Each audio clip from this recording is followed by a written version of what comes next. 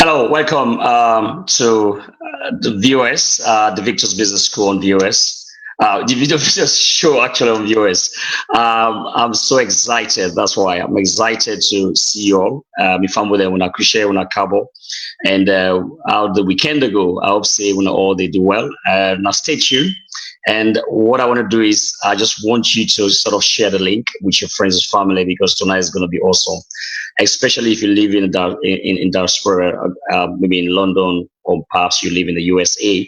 So it's going to be very, very fantastic because what we're about to share will actually sort of change your decisions or maybe improves whatever you're contemplating on. So when I appreciate, when I welcome, and tonight is going to be purely because our guest tonight actually is a Ghanaian. He doesn't speak Creole, so apologies for the people that we like always because this show is sometimes in Creole. But tonight we're going to be going exclusively English because the Banku Eater, if that's what it's called, only speaks English. So apologies in advance. When I appreciate and thank you. Hello, share the video so with friends and family, and so that we will sort of share this love and get the best out of it. So first of all, I want to say thank you to all of you who have been religiously following us on this platform. And week in and week out, we have been coming with a lot of programs and you've been sharing our video. You've been making comments, contributions. So thank you very much, especially when we are coming towards the end of the year. And I want to wish you nothing but a happy New Year in advance and also happy Merry Christmas to come. And I enjoy dear. All right, so tonight's topic, before further ado, because the guest tonight is actually present time, so we have to just get this going straight away. The topic is taking risks in business, a diasporan business journey to Africa. Now, a lot of us, majority of Africans have actually moved from Africa to live overseas in search of greener pasture. But again, we have seen that the story we had before coming from our various countries, the sort of stories we had was that overseas is like an heaven, but most of us know is not the case. And most of us actually are here working very hard, sending money back home, and in terrible weather conditions. Some of us really want to go back, but we are a little bit skeptical. And one thing that holds us back is fear. We are afraid of the unknown. We are afraid of so many other factors. So tonight we have a case study, somebody who has lived his life in the UK for so long a time, but he decided to actually semi move or so to Ghana, and he's going to share his account.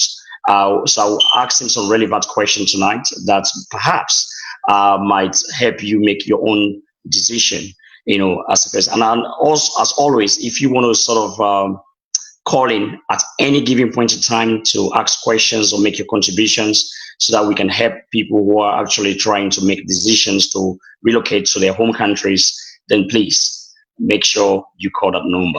It's always on the screen. So before further ado, I want to welcome my guest tonight, a friend, a brother that I really want to introduce, but I'm going to let him do the work himself because I cannot really, for the sort of achievement, what he has achieved, I'll do injustice to him if I attempt to sort of introduce. So welcome, Mr. Oscar Bipon, to the Victor's Business School. You want to say hello to our audience, please? Thank you very much, Dr. Alfred Mbeta. I always say you are the new doctor in town, You really made us proud, and I think you set a standard for all of us to follow. You have really let us know that it's possible. Yes. So my mantra is that if you can do it, then I can also do it. So of course, congratulations once again. Thank you very much. That's exactly why we live for. So if I can do it, everyone else can do it because there's nothing impossible. Thank you very much. Already we've started getting some vibes, motivational vibes from you. Now, Oscar, tell me more about yourself so that our audience can understand exactly where you're coming from. Actually, Oscar is a very simple guy. Oscar is an author. He is a transformational speaker, corporate trainer, and a business consultant. Married with 3 beautiful children, 2 boys, 1 girl. And actually, I'm a man that is passionate about transforming lives and business. That is my mission. Okay, right. So you're passionate about transforming lives and business, 2 things entirely, and that's awesome. Now, Oscar, tell me more about your business because I understand you're so passionate about doing business. And from the very first time I met you, we met in a very professional setting. But everything you were talking about is, Alfred, the only way out of this mess, you call it in quotes, that is to set up your own business and free yourself from the bondage that you are in. So tell us more about your business. I understand you have a lot of businesses running right now, but tell us more about them so that we can get to understand what you do. Yeah, I want to say briefly about this. Actually, my business started from what you were doing. I think 10 years ago, I started my radio show. Yeah. And it was just based on what you are doing. It was based on transformation, that is more motivational segment, career and talent development and entrepreneurship. And out of it, by God's grace, I've been able to develop a consultancy out of it. And our consultancy is based on 4 wings. The first one is really empowerment and changing mindsets. That is, we believe that for everyone to succeed in this life, the fundamental factor that needs to be tackled is their mindset. So that is where we talk about the step-out services that we provide under Train to Inspire consultancy. Then we also have the youth empowerment wing.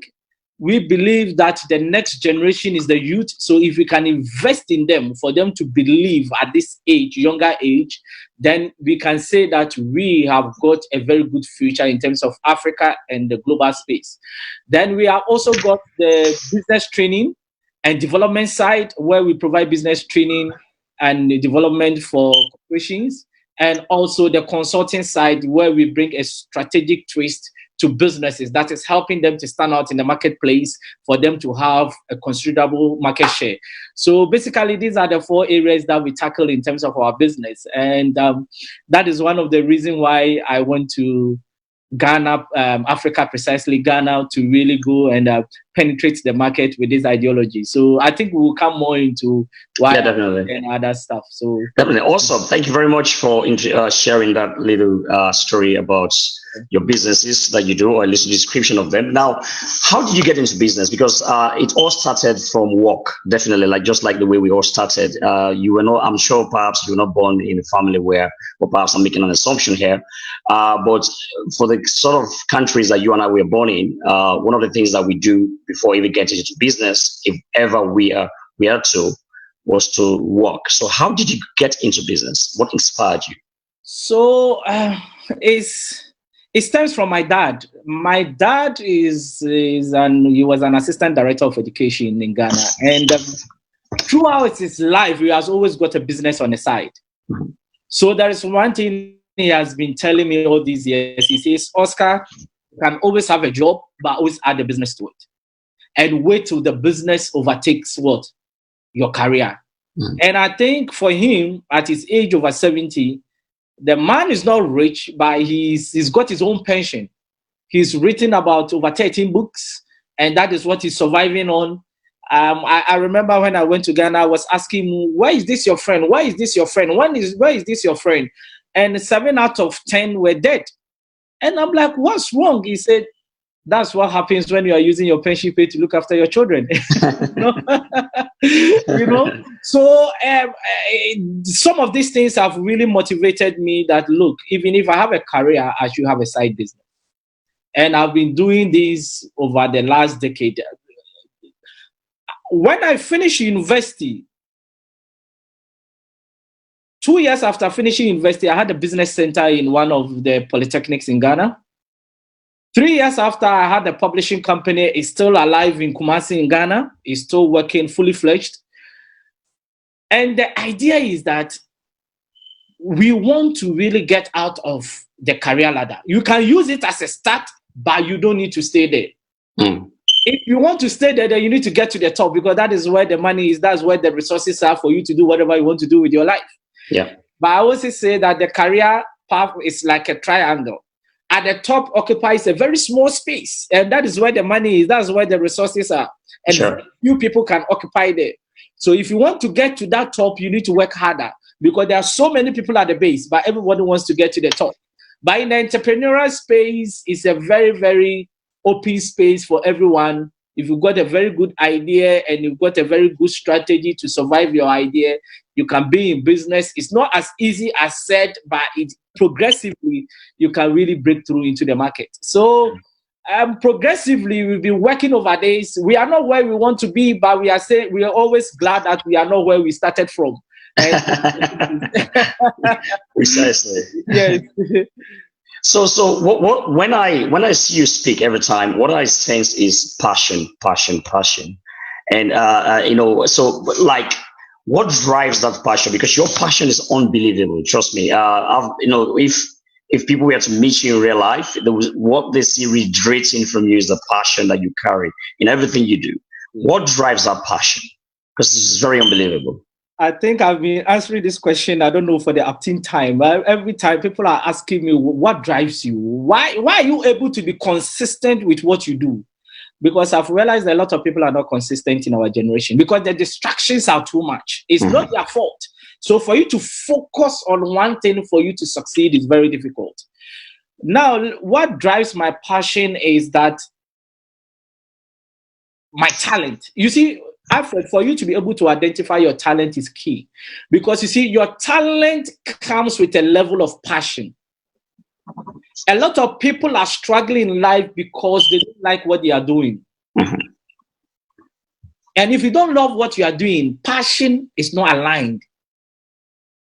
And there is one thing I always say, that if you are really developing a vision and you start getting results, your passion always increases. Sure. After, the best news that can happen to me is that I can be walking on the streets of Accra and somebody can stop me and he says, "Are you Oscar Bimpo?" I say, "Yes." He said, "You don't know what you've done to my life." I said, "What have I done?"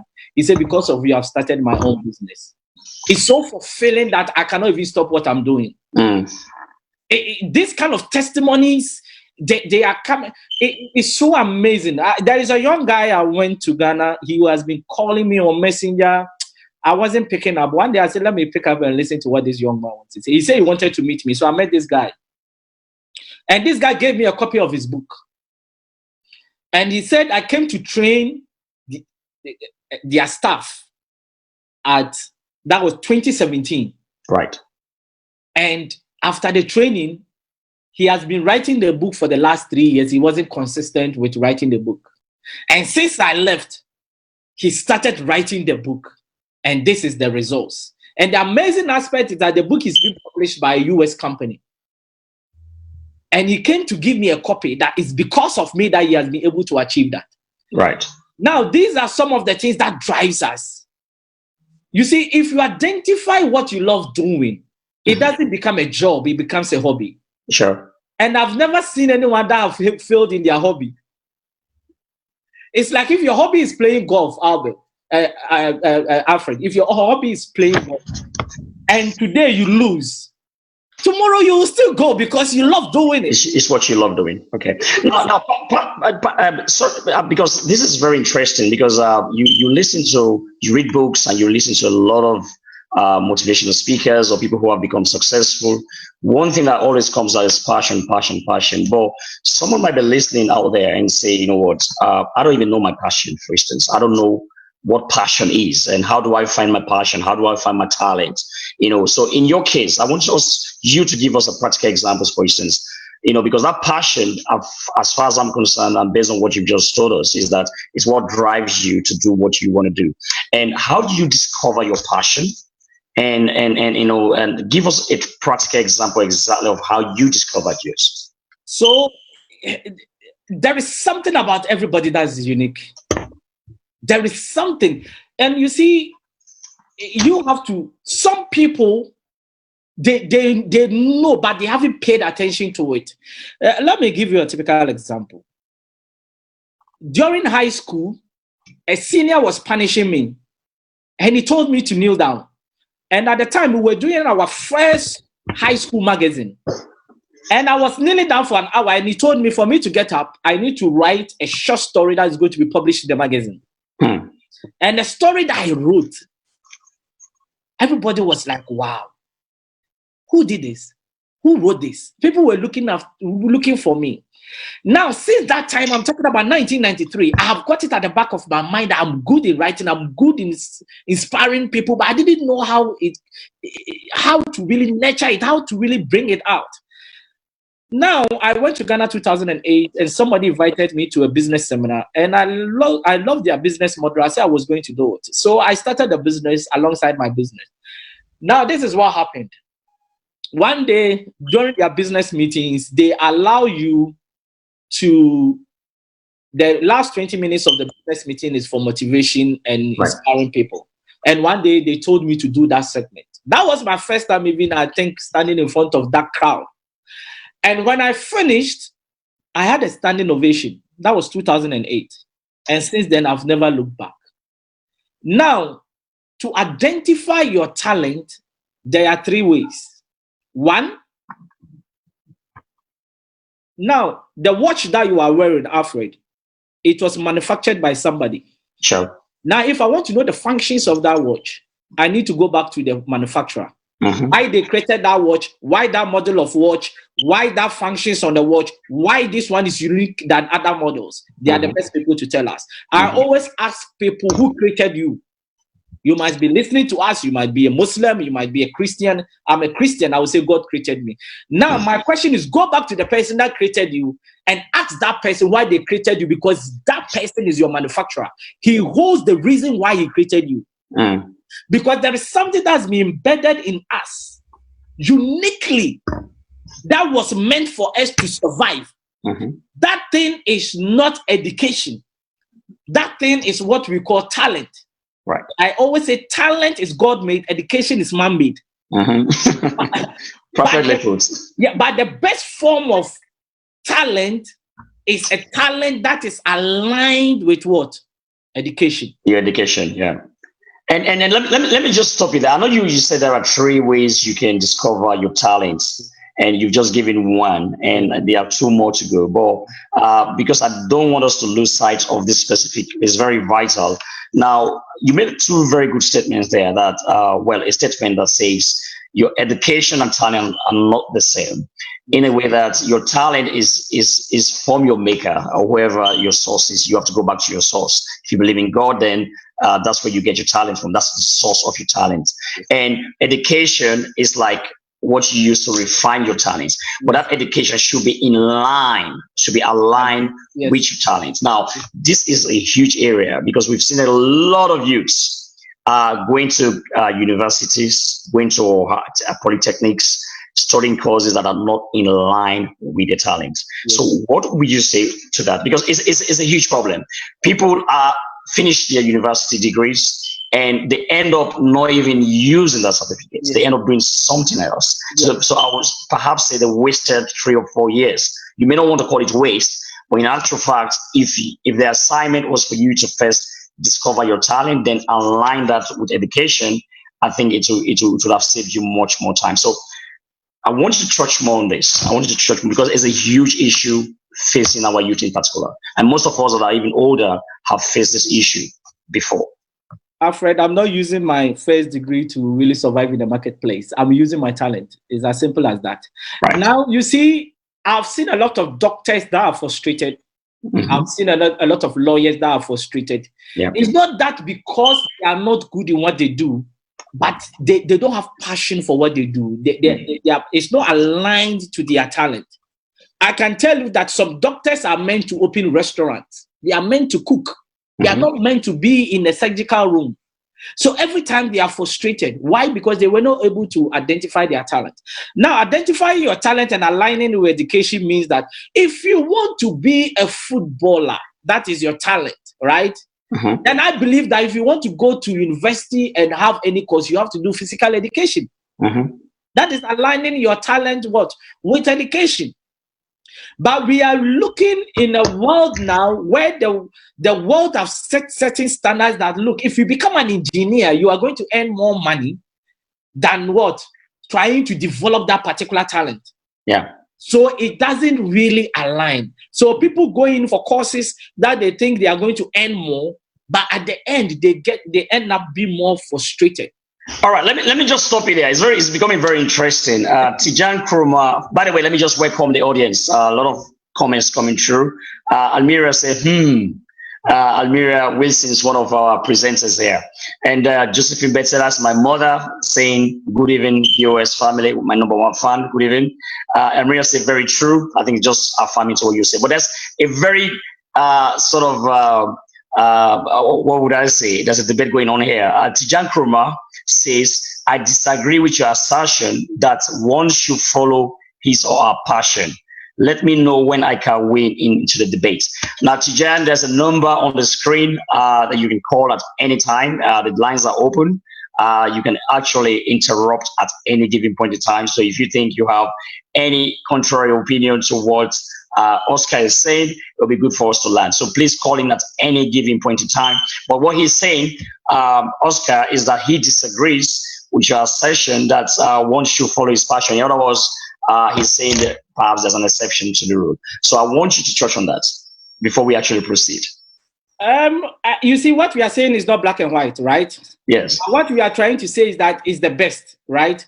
Yeah. The best is that if you love children, right, then the best way is to go and do education to teach children, for example. It becomes easier for you.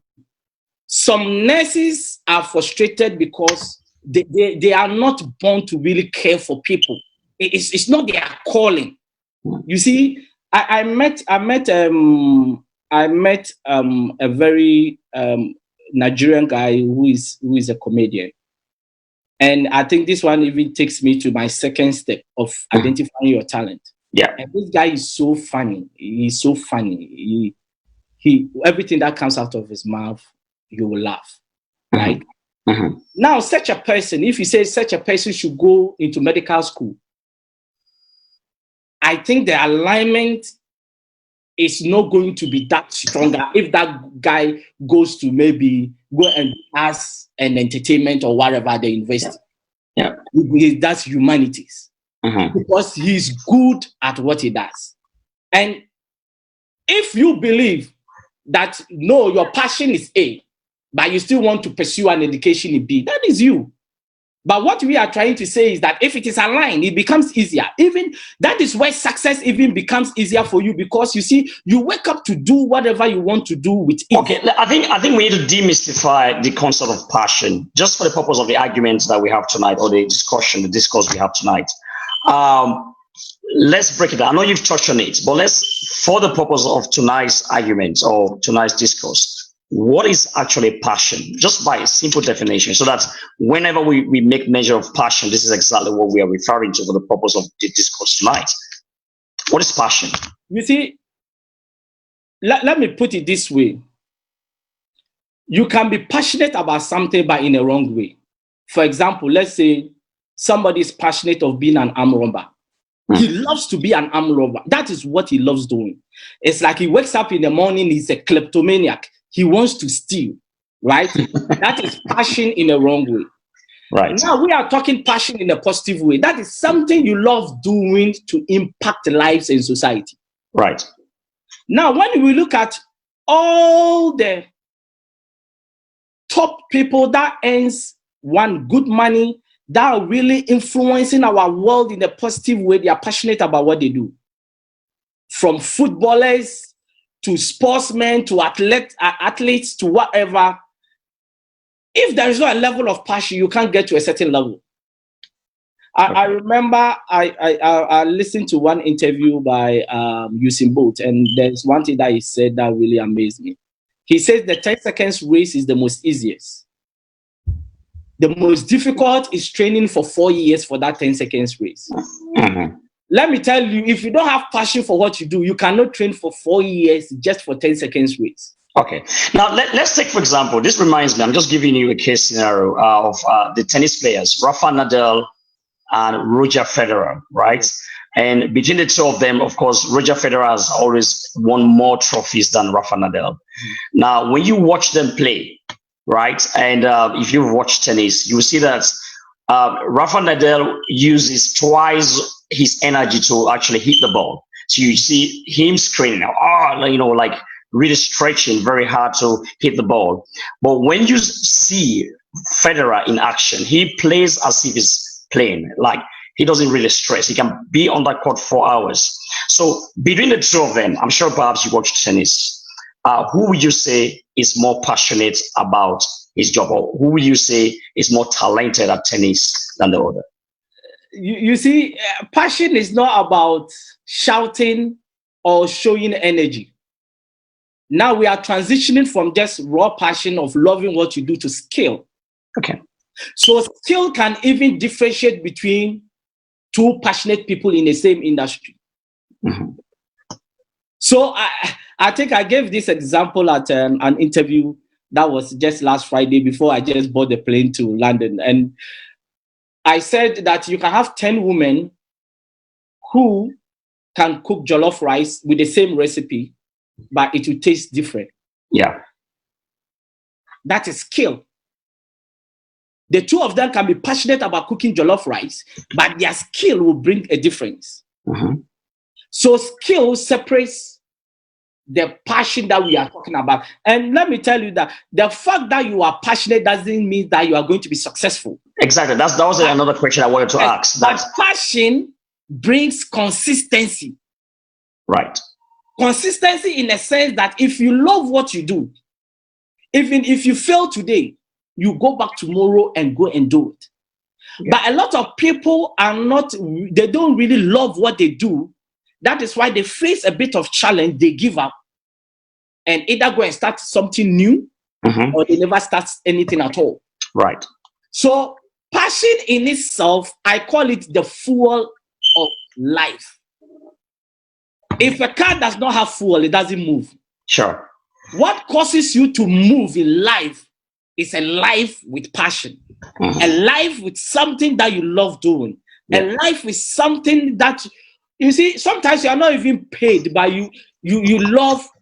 I was telling somebody somewhere that I did radio for almost 10 years and nobody gave me £10 in London. Mm. I don't have anybody that said, Oscar, I'm going to pay you £10 a month for doing radio. And mm-hmm. I'm talking about doing radio with consistency. It's week out, week in. I remember I introduced a young guy to one of my radio stations. He went to have a meeting with them, and he came back and he was like, Oscar, are you paid for what you do? I said, no. He said, so why do you waste your time every week to go there? I can't do this. Because you love it, because you're passionate about it. Of course. So all right. So Oscar, because you can see even as you sort of explain or discuss the concepts, you become more passionate about it. I can see the energy. It's radiating. Actually, it's coming out now. Now one can say perhaps you may have a passion, but you find yourself in an environment where that is not supportive of your passion. For example, let's say 10 years back. Let's just roll back 10 years back. I may say to my parents that I want to be a musician. I'm passionate about singing. I want to sing like Peace Choir, or maybe one of these musicians that are actually making a lot of cash now. Now, of course, 10 years back, perhaps it may have changed now because we've seen a lot of musicians getting successful at what they do. But 10 years back, it was virtually impossible for that environment to support your passion. So, and it's still, I'm sure, happening today. There are certain things you'll be passionate about, but because of the environment you find yourself, someone might say you still may not succeed. So what would you say? Because we both come from a difficult environment, and you know exactly when I say difficult environment, you know what I mean by that, because well, where we're coming from, basically. So what would you say to someone who would say, you know what, okay, I have this passion, but just that the environment, my parents, my community is not in supportive of them. So what sort of advice would you give to that kind of person? I always get this question, especially when I speak to young people in Ghana. I always get this question a lot. And trust me, it hasn't gone. It's still there. Parents want their children to do things in a certain way. Now, the new generation, the millennials, they have got also their own way of thinking of doing things. Now, I went for an interview at GTV. GTV is Ghana's television network, the big, that's the national television. I went to do an interview. When I finished, I saw this young guy who is a cameraman running to my car. And he was like, look, I want to speak to you. I said, what do you want to speak to me about? This is what he said. He said he's a footballer. Now, his parents have stopped him from playing football, took him from where he was living, that's another city, to Accra, to come and learn videography or something, so that he's going to build a life for himself afterward and after in life. So I told him that operating the camera and playing football, which one do you like? He said he likes football. I said, have you really sat your parents down to really discuss this? Have you made it formal? Brought in an uncle, a sister, or anybody to come and sit the parents down to discuss it? He said no. I said, okay, that is the first point. Go back and discuss with them that this is what you want to do. Now, secondly, I asked him that you are a very young guy. What time do you close here at the television station? He said 3 o'clock. I said, what time do they start training? He said 5 o'clock. I said, you have got 2 hours window. When you leave here, can you go and train for 2 hours and get home and come to work the next day? He said yes. So I said, what is stopping you from doing that? Meaning that you can fulfill what your parents want you to do and fulfill your own vision as well. We need to bring a balance to this. I met a young girl. She said, you want to be a dancer, but the parents are stopping her. She's at the university. She's one of these top-notch university, Ashasi University. I say, can you be dancing on your own without even your parents notice, but still doing well at school to fulfill their mandate for you? She said yes. I said, go ahead and do it. Right. I think, you see, one thing I've seen is that Africans, we don't want to multitask. We want things in the relaxed. We want to do things once at a time. And that's what all these young people that I've seen, after interrogating them, I realized that, look, you can do what your parents want you to do and also do what you want, your vision in life, still fulfill it. So basically, there's no limit to what you can do except the ones you place on yourself. And I always say that as far as I always say that as far as you are not doing a bad thing, yes, and what you are doing is something that can really help you in the future, and something that you love. See anything wrong? Why you cannot combine the two? Okay, that's fine. Now, this same passion, let's just go because the topic of tonight really is taking risks in business, a diaspora business journey. So we haven't really touched that. This was just like us warming up, because we need to start from somewhere. Now, this same passion has now led you to Africa. Now, the last time we met, and you told me, Alfred, the future is Africa, and you kept repeating the same thing, Alfred. If you want to make money, go to Africa. Alfred, this place has a lot of us in this place. I mean, they need us, but Africa needs us more. And you keep ringing the same thing, I said, what I told you was, Oscar, you be the John, John the Baptist, go and make the way, and I'll follow you, right? Yes. And you took the bold risk and decided to go to Ghana with your business, and you've been there. You just came back a few days ago.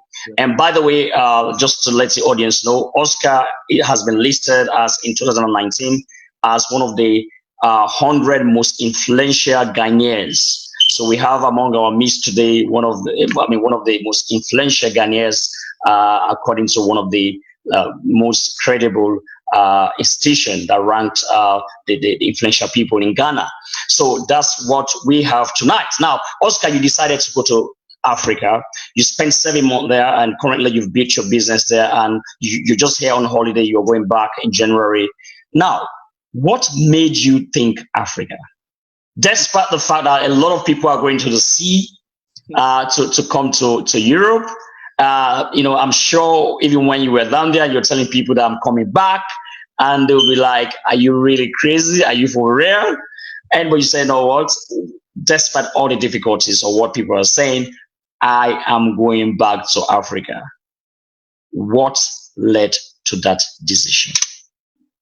That is a very good question, and that is, I think, that this question is like a book, isn't it? But we will try and summarize it. We've been going to Ghana for the last 10 years, twice a year, once a year, trying to build a business.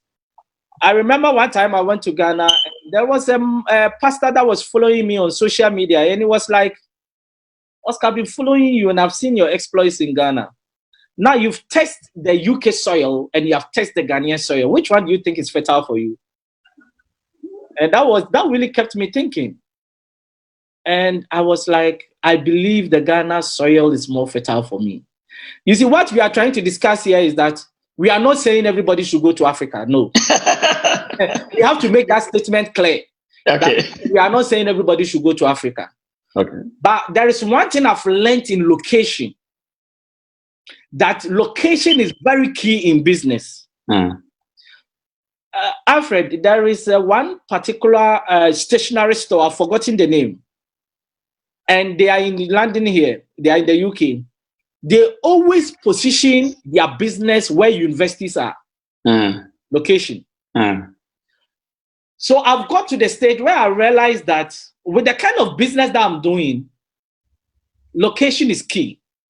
One, in the UK, it's very competitive market. Very, very competitive. The consultancy market is very competitive. Now, when I go to Ghana, sometimes if I go for 2 weeks, I'm not able to handle my appointments, then I come back. It's like now I'm back, it's like I'm half dead. Because appointments are not coming in the UK, the way I want it. It's very good to come on your show because you have kept my spirit alive for coming on. But we need to learn to identify location, whatever we want to achieve in life. There was a woman I was speaking to. She lives in the UK. She's a nurse. She's doing exceptionally well. She says she wants to go to Ghana. I said, don't go to Ghana because in the UK, you are making decent money with nursing than going to Ghana, unless you are going to open your own clinic or something. Yeah. So you have to look at the career you are in, the kind of business you want to do, and you have to really, really make a decision where you want to stand. Right. If you want to stand your business in the UK, America, wherever you find yourself, that is okay. But there is one thing that I want people to understand that I always tell people, and when I say it, people just look at me, they are like, are you for real? That Africa is the first world.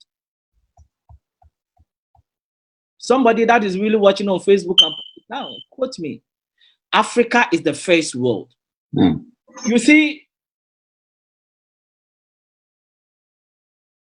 entrepreneurship, business is about finding solutions to problems. Yeah. I was speaking to some young group and I told them that, look, if you want to go to the UK or America, it is good. But what I've got to realize for some decades now is that those countries have solved a majority of their problems. Yeah. Now, people don't buy problems that you discuss. People buy the solutions you bring on the table. Yeah. Now, if you are living on a continent where there are so many problems, then it means that there are so much opportunities for you to solve those problems. Precisely. So I always tell people that start thinking when walking, because opportunities are surrounding us. Right. Because of the uncountable problems that we have.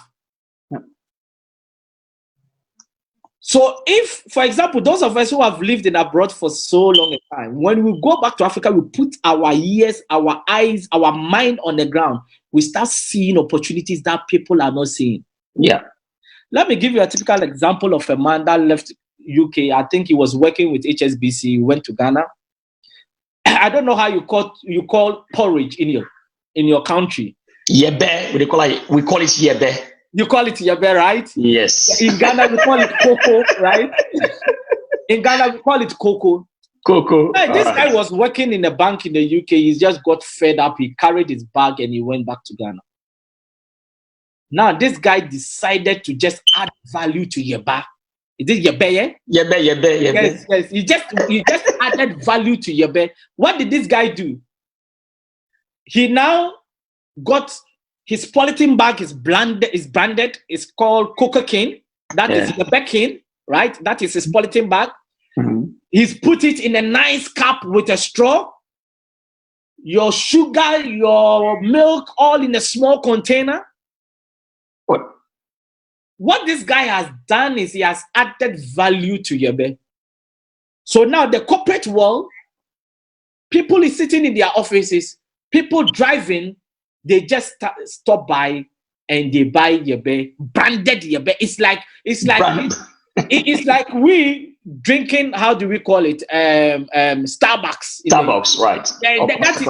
That is the level now in Ghana when people are taking cocoa cane, right? That is yebe cane, for example. That is I'm trying to relate. Now this guy, I think he was interviewed on CNN, and at the time, as of last year or so, he was having over 200 staff. As I'm speaking to you now, this guy is a dollar millionaire, something that has been in the system for years, but nobody has ever thought about adding value to it. I met a very young lady at a business forum. And this lady has he has acquired a machine that really, it really punches a hole in a coconut. So you put it in a machine, it drills a hole, then it is poured into a cup. Right. And there is a knife that scoops it, put it in a cup, seal it. Very nice. And you put a straw in it for you to drink your coconut. Right. Now, and that's something that is very expensive if you go to any of the supermarkets. It's very expensive. And it's not even that. This lady is even selling it fresh. It's fresh coconut. Yes. It's fresh. So what this lady has done is that he has now positioned the machine in tourist areas in Cape Coast where they have got this, where they had these dungeons for the slavery and all those, where a lot of tourists come. And you know, this year is the year of return for Ghana. A lot of tourists are coming to Ghana. So when his compatriots who are doing the business on a truck charging 2 cedis, he is charging 5 cedis. Just by adding value to some value. What am I trying to say? What I'm trying to say is that there is a lot of untapped opportunities in Africa. Right. And there are so many businesses that are already in the system that we can add value to. So I'm saying two things here: untapped opportunities and opportunities that are already in the system that we need to add value to. Yeah. So Oscar, let's because I know you actually elaborate more on that, but let's just look at the facts, because this is all rosy. I mean, of course, there are a lot of opportunities there, because we are equating with opportunities with challenges. Because we have a lot of challenges or problems that exist in Africa, that itself presents a huge opportunity, because if you can provide solution, then but of course there are certain challenges as well that you have to overcome as an individual. Now, let's come back to your decision that you decided to actually move your business, because you thought that the location was key for you, for what you do. Exactly. But what sort of challenges did you have to overcome to first of all, come to that conclusion? Because definitely you have a family, for instance. A lot of people that might be listening to us have got their families. They've established themselves here for quite a long period of time, and for them, they might really want to go back, but there are a lot of either fear that you have to overcome, or perhaps you want to talk to the missus. You got a family as well. So what are some of those key challenges you had to overcome to come to that conclusion and resolution? To take the step that I took, you need to have a good wife. Because you see, it's not easy. But what I would say is that if the family believes in the vision that you carry, and they know that it's a matter of time for things to be better, then I think you're in the right place. Yeah. If they don't really believe in the vision that you carry, then there's going to be a lot of challenges. Yeah. The challenges are enormous. The challenges are uncountable. Look, I've got friends that come to Ghana 2 weeks and they run away because, look, the challenges are very, very, very enormous. What I try to say is that, you see, I have a friend that was going to Ghana. He said, I'm going to Ghana to try whether I can start a business there.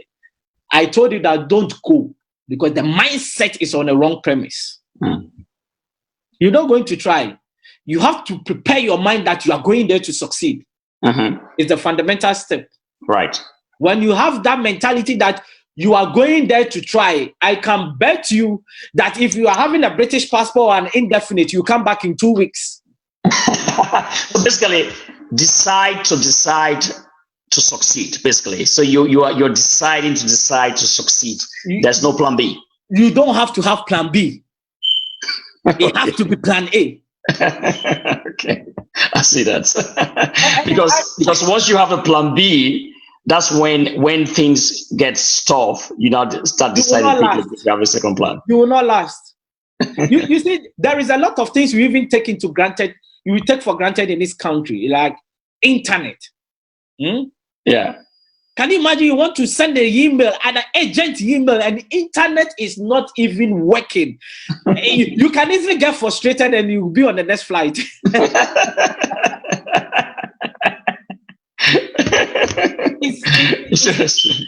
It's very challenging. It's very challenging. You have to make up your mind. Right. But you see, one of the things that encourages me is those that have gone there against all odds, and they are now a success story. They are the ones I look up to. Yeah, sure. Challenges. Yeah, because truly, I've got friends that definitely have sort of gone there, set up businesses, and for some reason, there are a lot of factors will come to that. Because I want to talk through some of the challenges that you faced or you're currently facing while you are trying to establish your business. Because I'm sure you're still at a incubator stage or maybe growth stage, but you are going through some challenges. Now, there are a lot of people who have actually gone there and they've set up businesses, but for some reason or the other, either because their friends duped them or maybe their family was not much supportive, they had to fail and come back. And as a result, if they are listening to you right now, they'll be like, we give you a year or 2 years because you've just been there for over, let's say, 8 months or so, and so they'll be very, very much doubtful because they have already gone there and failed, and they will be doubtful of the fact that whatever you're saying is just in theory. in practice, it actually is not possible for you to actually go to Africa. Well, 99% of the time, it's not possible for you to go there, establish your business, and succeed because of the enormous challenges. What would you say to those kind of people? No business person succeeded just by failing once. A lot of top businesses that really succeeded, Fortune 500 companies, if they tell you their story, they failed uncountable times. Yeah. One thing that I really want people to understand when they want to go to Ghana or precisely Africa, because Ghana and Africa, the terrain is the same. I always say that if you go to Sierra Leone, gutters are uncovered. If you go to Nigeria, gutters are uncovered. If you go to Ghana, gutters are uncovered. So our problems are similar. You know? Sure. Yeah. Yes. But you see, one of the things that people don't really get is that when you go to Ghana or Africa to run your business, you need to be part of the process. In Ghana or Africa, delegation does not work. You have to be part of the delegation. All right, go ahead. People start businesses and they start entrusting everything into the care of people. You see, in this country that we live, Africa, when it is 7 o'clock, me and you were lecturing, right? It's at 7 o'clock, or 8 o'clock or 9 o'clock, when we have to go to the classroom, nobody tells us to go to the classroom. Yeah. We are even in the classroom 15 minutes before time or 10 minutes before time. Sure. In Africa, it doesn't work that way. So basically, you need to understand the process and be part of the process. Part of the process. Because you see, that person that even you have employed will come to work late because it is raining.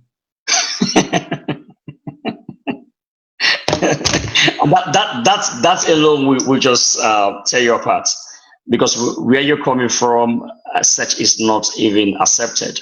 So you need to learn basically to accept the reality that you're in a different country. Adapt. That's the key.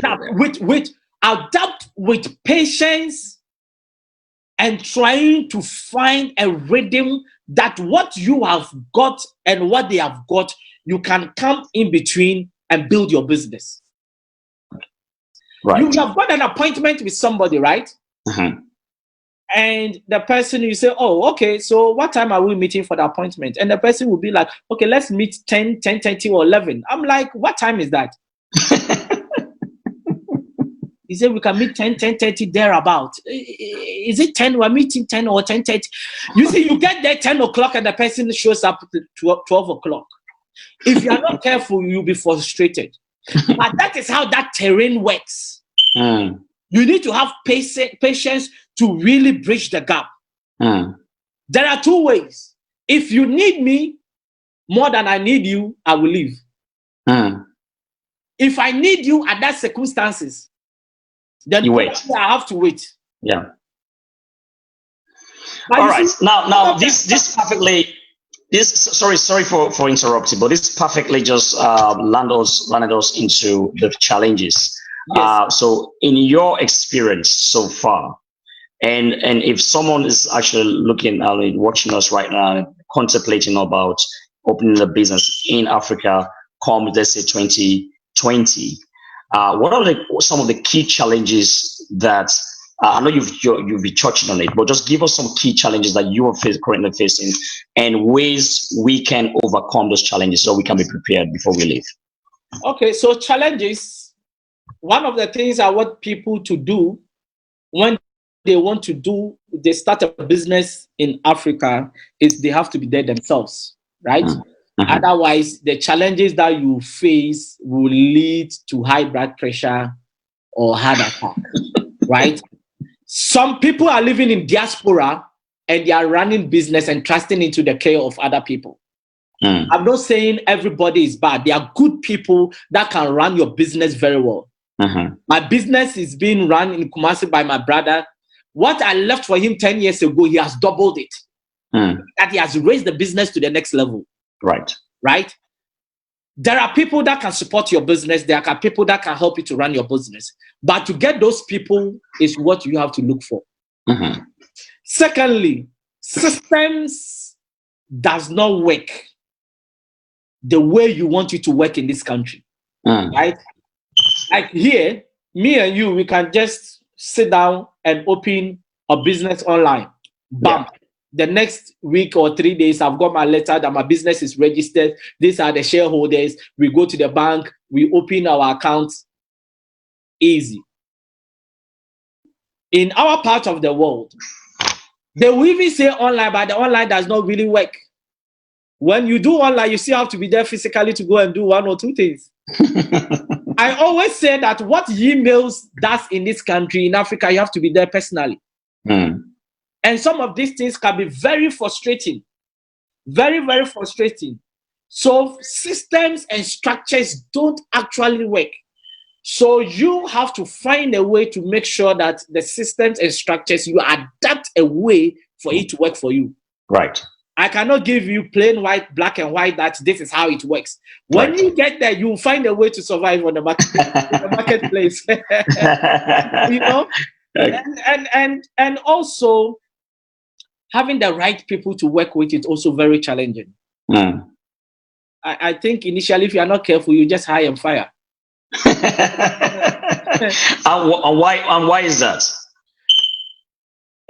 You see, there are some people, you know, for example, a lot of young people are looking for jobs, right? But there is a huge skills gap between the skills that they have and industry. So they are not able to really integrate straight away into the job market. So one, you need to find the right people and train them. That is key. When you don't have the right team, I can tell you, you will struggle. Even one, the lackadaisical attitude of some people towards work. I have a very good friend who is doing exceptionally well. This guy was living in London. I was living with him in London. He moved to the States and now he's back in Ghana, doing exceptionally well. Right. One time he called me. Can you imagine his COO that he has employed is always late to work? And he was asking me the emails he has sent to this guy, how many times he has sat him down for him to really improve, because he's a leader. He needs to set example for others. And this guy is still late. He asked me my opinion. I say, fire him.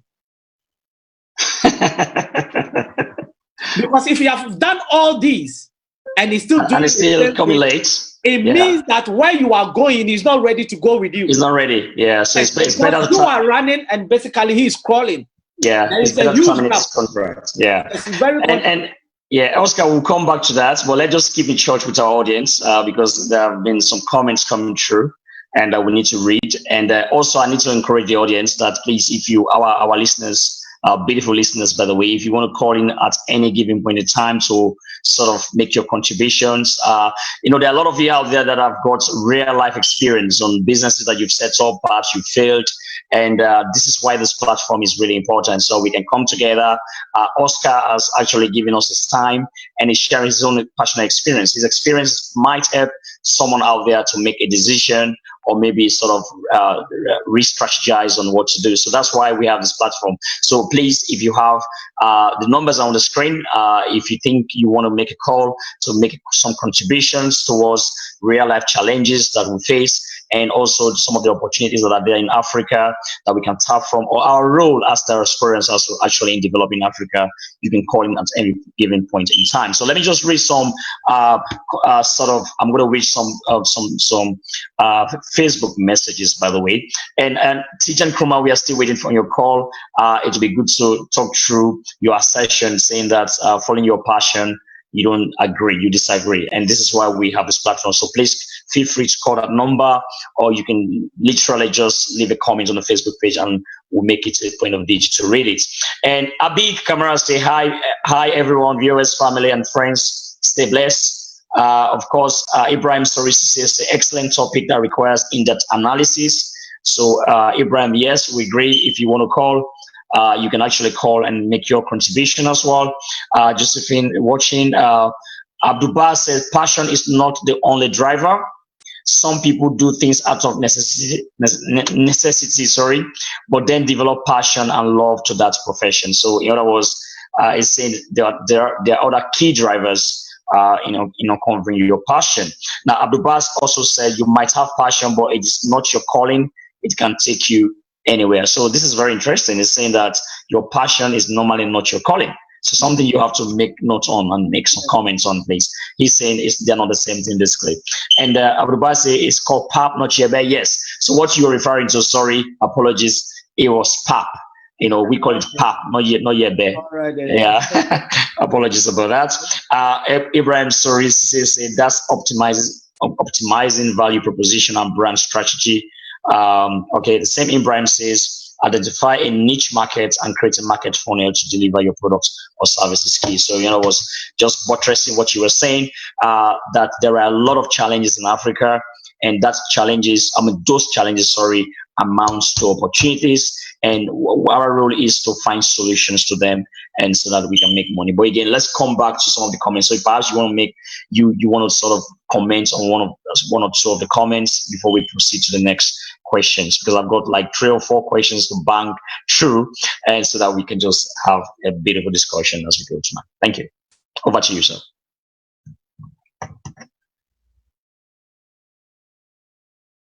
Over to you. Oscar, can you hear me? Yeah, come again. Yeah, over to you. We are still continuing, right? Yeah. Well, make some comments. Respond to the comments. If you have 1 or 2 that you want to respond to, then we can just move on. Yeah. Yeah, so I think Tejan says that is the point. Your passion may not be your calling. Your passion may not realize your dreams. Yes, that's why we said a lot of people, some people, they are passionate about the wrong things. It's not every passion that is really your calling. Yeah, I think we did mention of that. Yeah. Then Ibrahim Sori says, identify a niche market and creating a market funnel to deliver your product or service is key. Yes, niche market is very, very important. Yeah. You cannot serve everybody in the marketplace.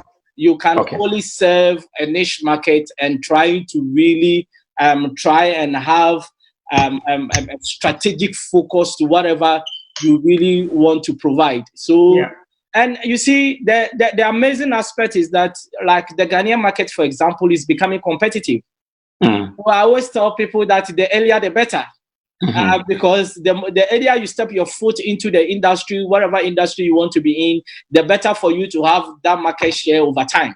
So the market is already becoming very competitive. So sorry, Oscar, we have a call. I call on the line. Hello, caller. Good evening. Welcome to the Victor's Business Show. What's your name and where you calling from, please? Hey, Dr. Bella. This is Ibrahim Suse. Ibrahim, welcome again. Yes, it's one of our religious viewers, in the audience. Thank you very much, Ibrahim, for calling. And what's your question or contribution, please? Yeah, well, let me start with the passion aspect of the discussion. Okay. Yeah, rightly so. A passion can be something that is integral, in self-development when you talk about, business, But also the passion must be kind of, how can I even say, you have to, like Oscar said, you have to tailor your passion to actually the objective. What is your focus, And the passion alone is not enough to accomplish your goal, But I have to put it in 2 different perspectives, actually.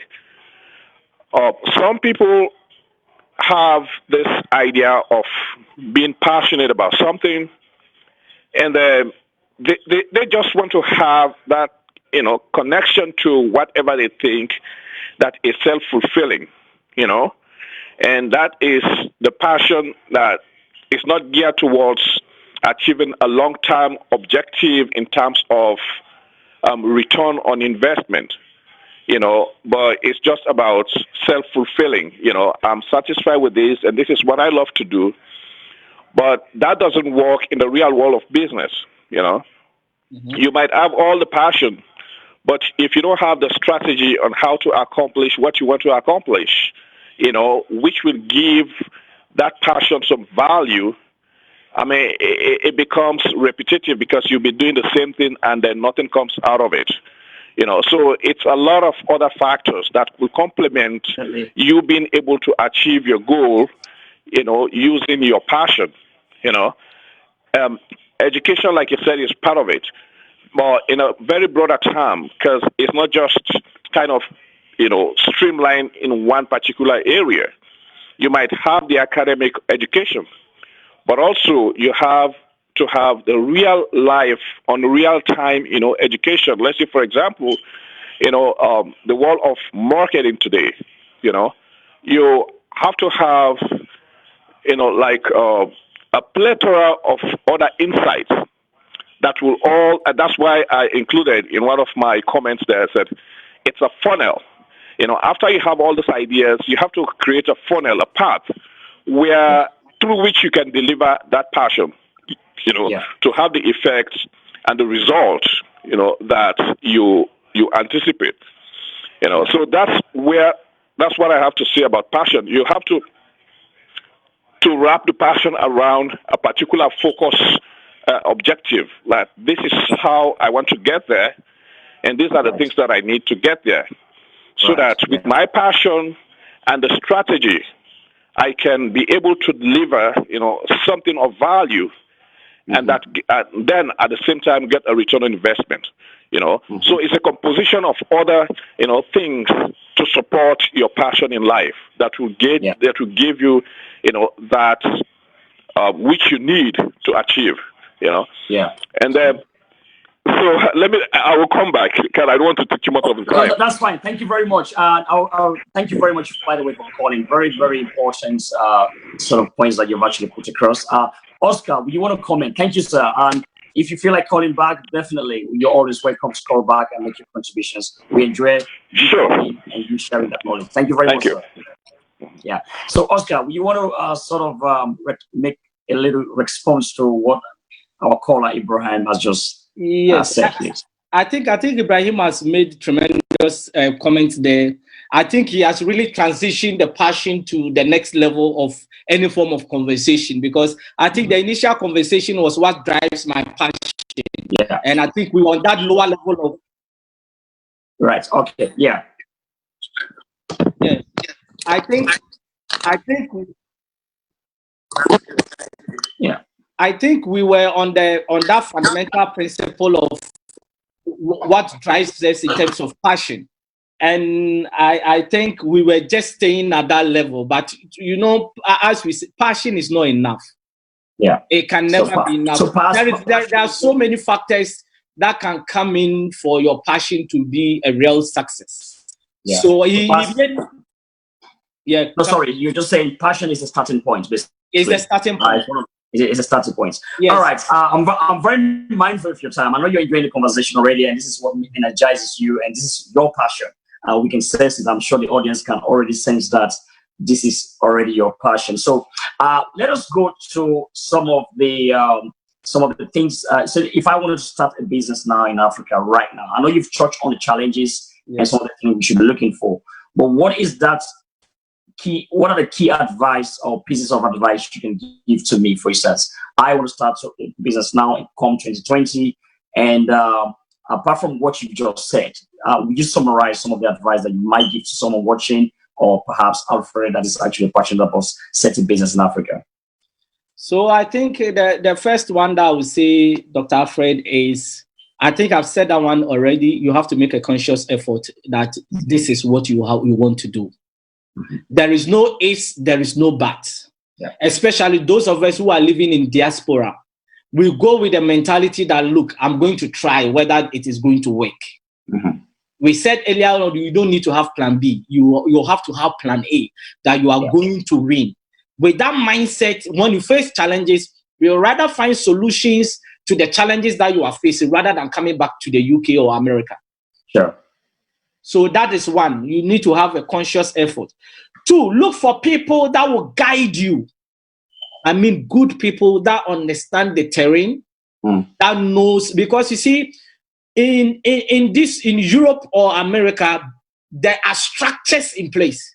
In Africa, there are no structures. So you need to get people that understand the terrain for them to guide you. Yeah. I've got people that as I went, they guide me in terms of everything from company registration to whatever I want to do. They are the people that direct me to the right quarters. 3, learn to network. Africa is more about network more than anything else. Get to know the people in the right places that can help your business to grow. People that can support your business. People that can give you the right information when it comes to business. Right. Trust me, I've really networked in 7 months. I was moving from one office to another. When I go, I tell them my ambition, my plans for the nation, and I leave. Before I realize in 2-3 weeks, there is an appointment for me to go and do this, to go and do that. Learn to network. Yeah. I want to say this. It might not be right, but that is how it works in Africa. In Africa, merit does not really work. It's about people you have networked with. It's not really about what you know. It's not about who you know in Africa. It's not about what you know, what you have, the experience you have. So we have another caller on the line. But that's not right. Caller, good evening. Yeah, caller, good evening. And where are you calling from? And what's your question or contribution, please? Dr. Bennett, this is Ibrahim again. Okay, Ibrahim. Ibrahim is back. Yes, go ahead, sir. Okay. I want to throw this question directly, to Mr. Oscar. Okay. He mentioned location. In the States, it's like a cliche. It's like all over the place. People say location, location, location. Location. So that tells you, with that emphasis, that this is very crucial, in determining actually where you want to have your business. Looking at the market structure, and like we already said, you have to broaden your scope. Some of the issues, some of the factors that might, impede your growth. So you have to be mindful about those, and also look at the presence of the materials, the equipment, the support, and all the other things that you need to grow. You have to ensure that those are available in that particular location.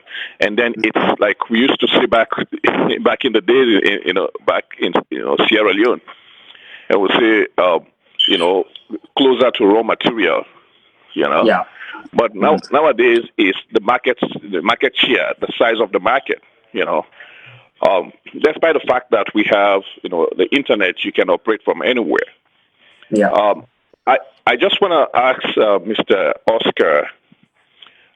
I've established a business in Africa, and I have my own, share of that experience, that he has just, elaborated. But now, let's say Africa, it's a whole entire continent of its own. I'm from Sierra Leone. If I have an idea, or business concept that maybe because of the size of Sierra Leone, that particular business concept might not fit in Sierra Leone because of the population, the size of the market. And I'm looking probably to go to Nigeria or Ghana, to establish that kind of business there, given, factors, let's say like electricity, the internet, and also the market share. How would that be possible? In terms of having that access, the opportunity, to be able to access the system, given that I'm from another country but an African, how will that play in giving me that platform so they can make it easier for me, to be able to establish in Ghana or Nigeria, and able to grow, impact the communities, and then residually the benefit will also, hit Sierra Leone. So how would a foreigner, well, I don't want to say foreigner, how would another African from another country, like Sierra Leone, for instance, establish a business in a place like Ghana, just because perhaps he or she do not want to do it in Sierra Leone because of the size of the market, and the market perhaps is in Ghana? So I think that's the direct question to you, Mr. Oscar. That's a very interesting question, but I think, this is already happening. For example, in Ghana, there is a lot of Nigerians. I met a lot of Salonians. They are doing business in Ghana. Now, the idea, this is what I was just talking a moment ago before Mr. Ibrahim called, and that was networking. Now, Alfred, me and you now are very good friends, right? Yeah. Now, when you want to move to Ghana now, to become a lecturer at the University of Ghana, I should be your right resource person to direct you where to go. Sure. That is why I always say that we need to expand our network. Because if I want to come to Sierra Leone now, you are the best person for me to direct me what I should do. Even if you don't have the information, you'll be the right person to direct me to another person that have got the right information to share. Precisely. Yeah, precisely. So his question, I believe, stems from networking. We need to expand our network beyond the boundaries of the countries that we came from.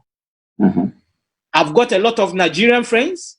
I've got a lot of Sierra Leonean friends, Ugandan friends, Kenyan friends. Can you believe that, Alfred, in London here, when somebody needs a house, they can call Oscar. That Oscar, please, I'm looking for a house. In my mind, I'm asking, am I an estate agent? No. But perhaps because they know that... because they know I've got a very huge network. Network, yes. Right. So we need to really, mine is intentionally networking with people.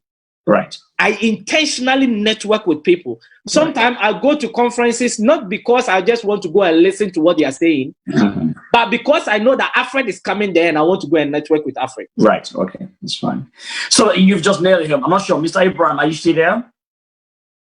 I think he's left already, but I think the answer to that is perhaps, Mr. Abraham, if you really want to establish in a place like Ghana or Nigeria or wherever it is, what you really want to know is to sort of broaden your network.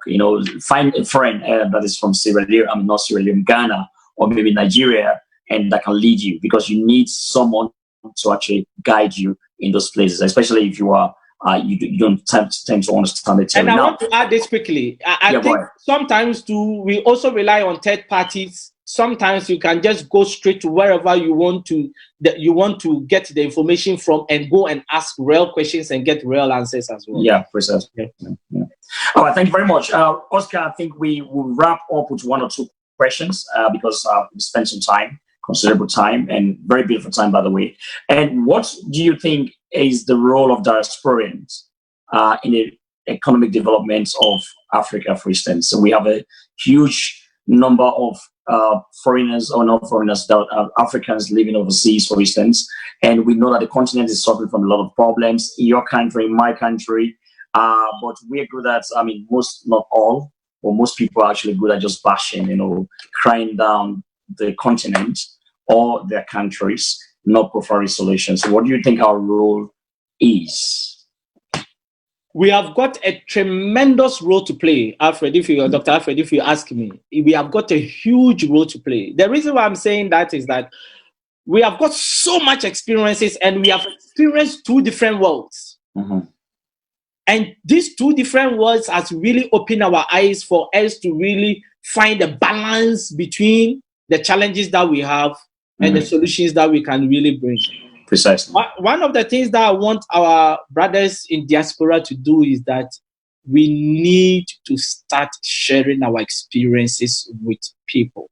Back in the days when we travel, I don't know about Sierra Leone, but in Ghana, when people travel and they come back, they don't tell us the truth. They come back and they tell us all the rosy and the good things in abroad. But when you come, then you realize that no, what they told you was a different ballgame altogether. Now, the most fascinating thing is that when you tell them the truth, they are not going to listen, but you still need to tell them.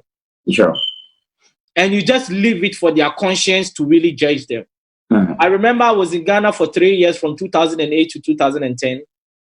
And I was annexed with the people that were around me. For 3 years, they were always fighting everything that I say. But after 3 years, some of them that really listened to my advice, they came to shake my hand and they said, look, I'm really glad that I took your advice. So one, I want us to start mentoring young people. There are so many young people that are coming out of universities that have given up in life because they think there is no hope.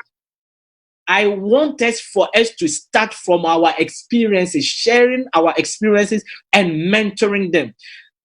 Dr. Alfred, let me tell you this. I've met some young people that haven't given them $1, but they are now surviving on their business. Which is good. It's just because we gave them direction. We didn't give them money. Some of them, all they need is direction. Dr. Alfred, can you believe that some of them, all they need is that I tap at their back and you tell them that they can do it. And they'll go and do it. They'll go and do it. Of course, some need some resources to start. But we can always start from somewhere. Correct. To start mentoring them, because we have got huge portfolio of experiences that we can share with them to direct them in terms of their vision. Right. Now, Oscar, that will land us to the final or second to final question: politics and business in Africa. Now, this is deliberate, by the way, because my Sierra Leone's like politics. I'm not sure if it's the same as Ghana, but we like talking politics. We all like it like jollof rice. Politics is a hot topic in our country now. But let's try to draw a line, or maybe sort of bring some contrast between politics and business in Africa. So if I was to go to Africa, for instance, what's the connection? Do you think I should be involved in politics to survive? Or do you think I have to make sure that I don't I distance myself from politics? An example, I'm just giving an example. A diaspora wants to start a business in Africa, and what sort of advice would you give to that person when it comes to those two things, those two variables? This is a personal opinion. Okay. It's a personal opinion, and I think everybody might have their own opinion on this. But what I would say is that you choose one. Choose to either go into politics or do business. Or business, all right. Because you see, when in African politics, I don't know about Sierra Leone, but I think it cuts across. When your political party leaves, right? That's the end of your business. That's the end of your business. Yeah, go ahead. So if you really want to be in business, then I think stay in business. And when you have made money like the Dangotes, where they cannot just crash you, then you go into politics. So, but if your business is just now at the incubation stage, or you are now starting and you add politics, when your political party is out of power, then they will just crash your business for you. Right. So I think you need to choose one at the initial stages. Right.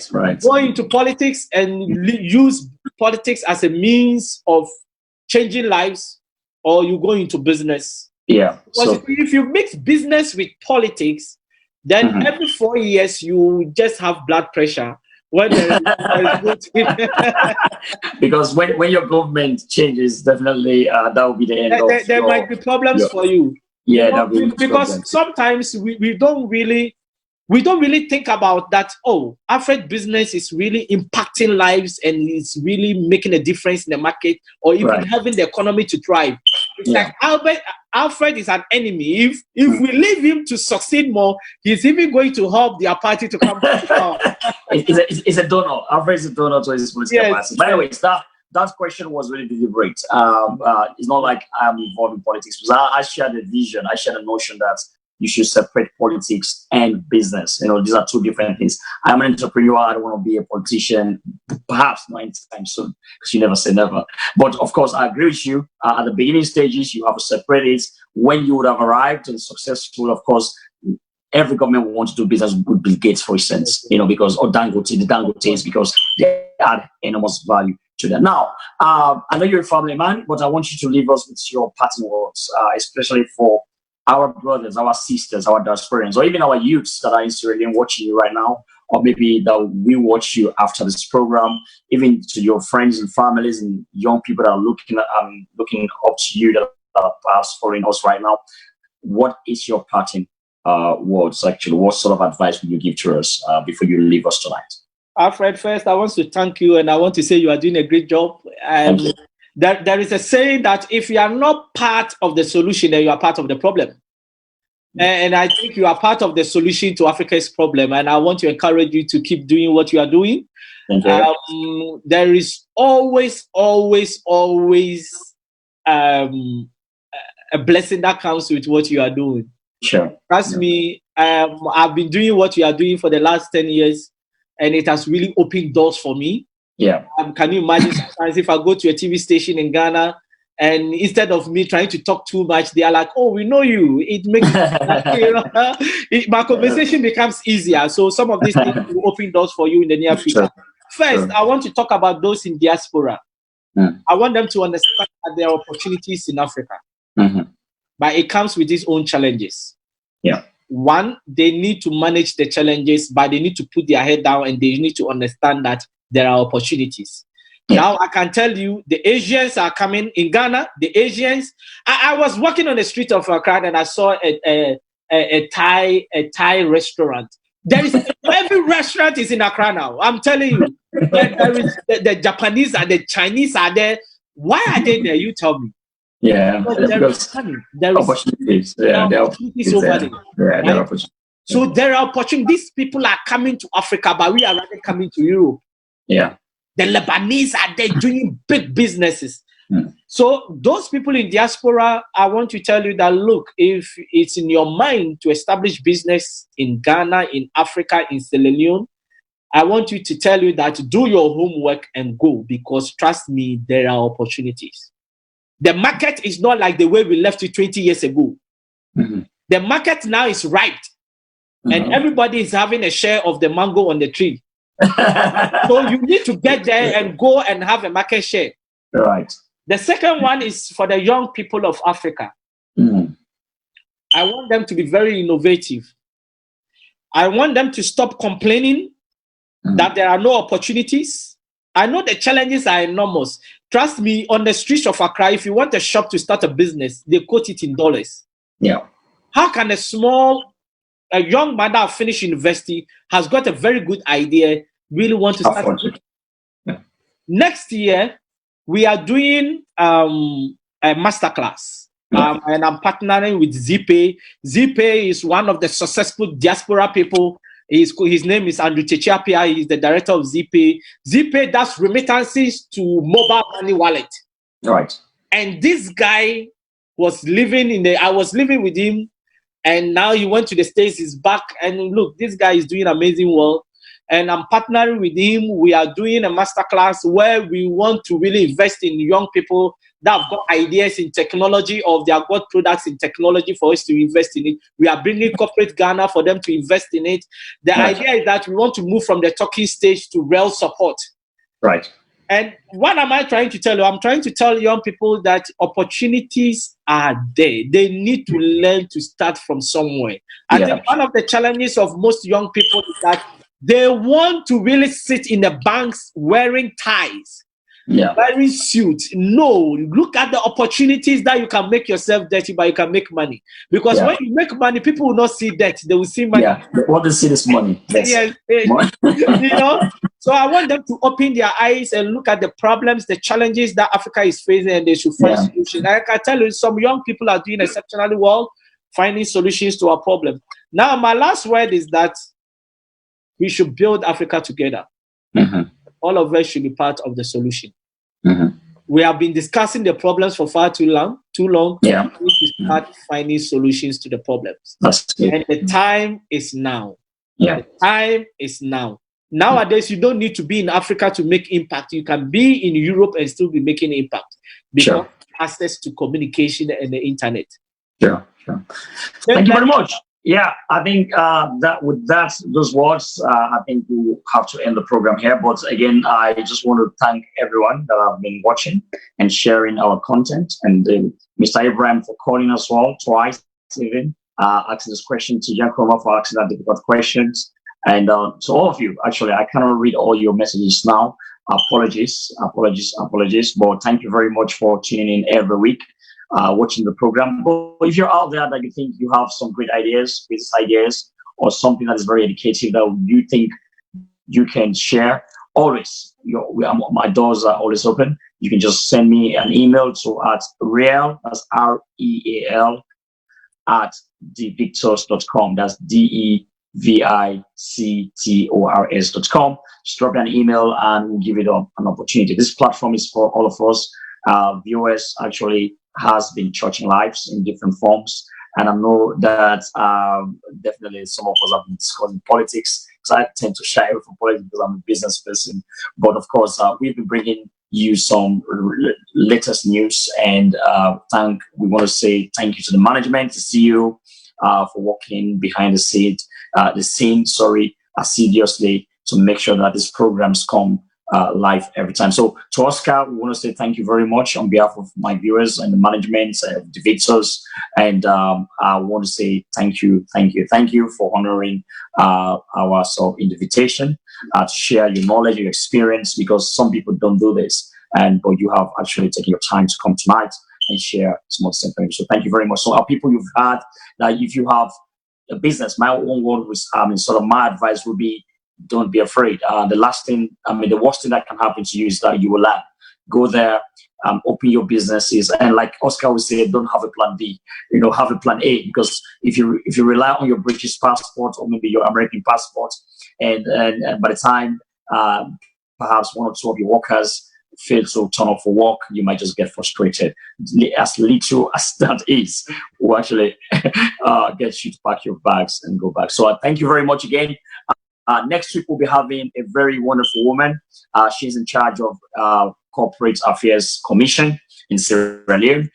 She'll be on here live. So if you have your questions regarding business registration, or maybe challenges that you're facing as a small business in Sierra Leone, or if you are in the diaspora, because today is really timely, and you've made up your mind to set up a business, she'll be here next week to answer all those questions. Thank you very much again. Oscar, you want to say good night? Good night, everyone, and keep the faith alive. My mantra is, it's possible if only you believe.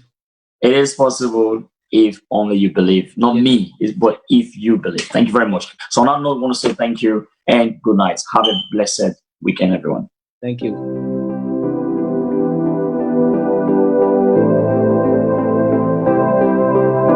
Cotton Tree Pharmacy is your new trusted provider of pharmacy services in Sierra Leone. You can count on Cotton Tree Pharmacy for genuine quality brand name and generic medicines.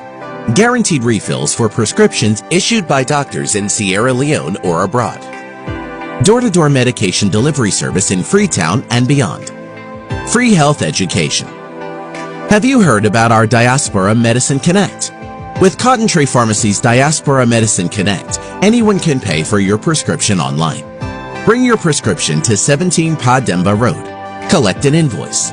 Send your invoice to your sponsor in the diaspora. Your sponsor pays for your prescription online. We deliver your medication to you. For quality prescription and medications, visit Cotton Tree Pharmacy at 17 Pademba Road in Freetown. Have questions? Call our pharmacist on WhatsApp at 030-611-664 or visit our website at www.cottontreemedicalgroup.com. Come to Cotton Tree Pharmacy. We are ready to fill your next prescription. You can be my brother. You can be my friend. Have you been looking for a place to get quality education but don't know how or where? Canadian College of Modern Technology, situated at 1 Silicon Hills, Mile 91, opposite former Camp Charlie, is the right place for you. Canadian College of Modern Technology, an affiliate of Jala University, is a fully accredited college with a Tertiary Education Commission (TEC) and a National Commission for Technical, Vocational, Other Academic Awards NCTVA. We provide world-class tertiary education in computer science, business administration, mass communication, business information technology, Microsoft Server Administration, networking, database administration, building and construction, and other professional courses. Apart from its conducive environment, which makes it suitable for learning, Canadian College of Modern Technology is proud of its experienced local and international staffs. Come and experience a transformational learning environment, fully equipped with CCTV cameras, a world-class electronic library with the latest iMac computers for collaborative learning and research, and access to high-speed internet service throughout the campus. And guess what? Canadian College of Modern Technology is the first college in Sierra Leone to operate the first educational purpose-only television and radio station for its mass communication students. Come and be part of this historic experience. We have reserved a space for you. You want to know more? CCMC provides 24 hours electricity from a solar harvest power supply system with a backup generator. This highly secure campus also have a canteen, student hostels with clean pipe-borne water. Canadian College offers many more amenities for our students to help make learning a good experience. For more information, contact us on these numbers: 079 630 407 or 099 140 208. If you want to succeed, Canadian College will exceed your expectations. Canadian College of Modern Technology, a place where career begins.